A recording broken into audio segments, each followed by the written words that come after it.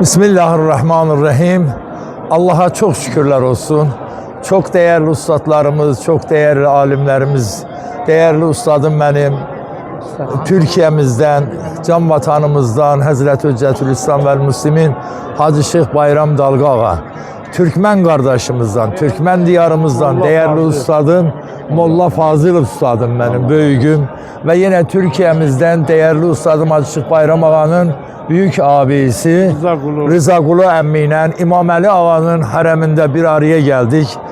Ve ayrıca değerli kardeşim benim, canım yıllardır bize hizmet edir bu yolda. Ehl-i Beyt aşığı, şehit kardeşi, Kerkük Türkmen kardeşlerimizden, Türkmen diyarından Muhammed Beyatı kardeşimle beraber bu çekimi gerçekleştirerek Allah bizi Ali'nin...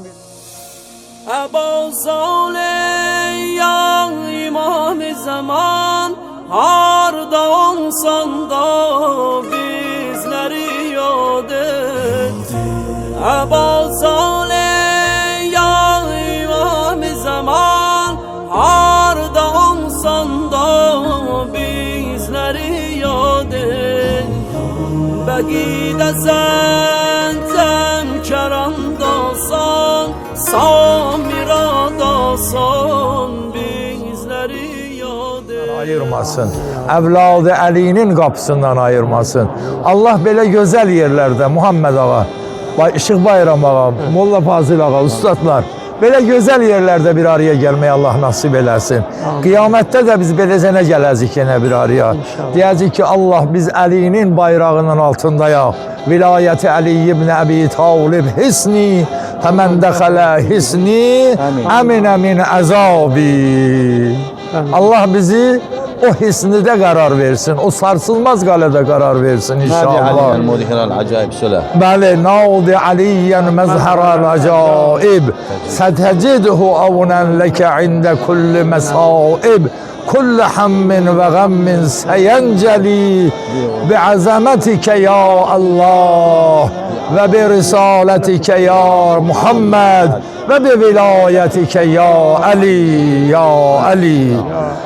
Ya Muhammed ya Ali ya Ali ya Muhammed ya Muhammed ya Ali ikfiyani fe innekuma kafiyan ve ensurani fe innekuma nasiran. Bir adama ki peygamber özü el ata, bir adama ki ağası İmam Ali el ata, o yeterdi da dünya üstüne de geçse galip olar Molla Fazıl Ağa. Allah sizi aziz eylesin inşallah. Ben sizleri var olasanız kurban olun. İnşallah şimdi de burada çok değerli ustadlarımızdan, alimlerimizden İmam Rızvanullah Aleyh'in ilk İslam uğruna feda ettiği Gülistanından gülünü verdiği azizine inşallah gedire Fatiha verək. Allah onlar iki dünya ve Ali bu yolunda hizmet eləyirlər. Hamısını muvaffaq eylə yine.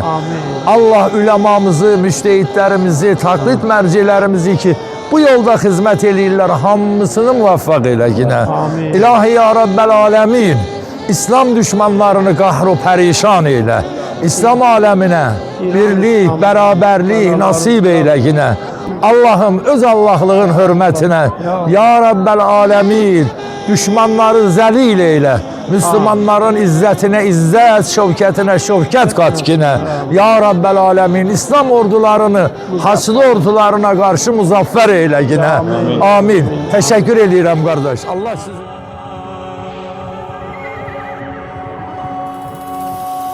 Dolandı günler aylar, il kurtardı gelmedin sen.